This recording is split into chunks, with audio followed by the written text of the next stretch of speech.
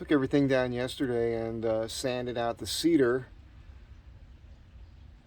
But these two last screws here went in just the slightest little bit of an angle, and both of them binded up on me. So I've got to take this down, and I got to get those out, and I've got to grind them out, at least grind out the inserts. But and then I can put new inserts in and get that back together. It's a tedious thing, but when I do that this time, I'll put the thinsulate up at the same time today. I've been talking to my sister, and the hospital called me this morning, and I'm gonna have to drive to Arizona. It's not looking good.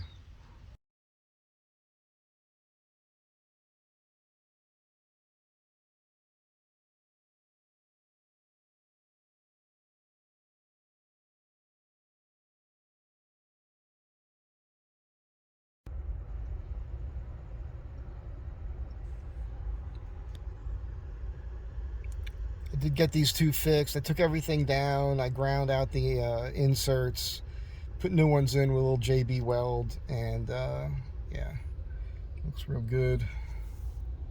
I'm in the parking lot at the hospital. Things are not great. I'll give you guys an update with that later. Got the thinsulate up here too.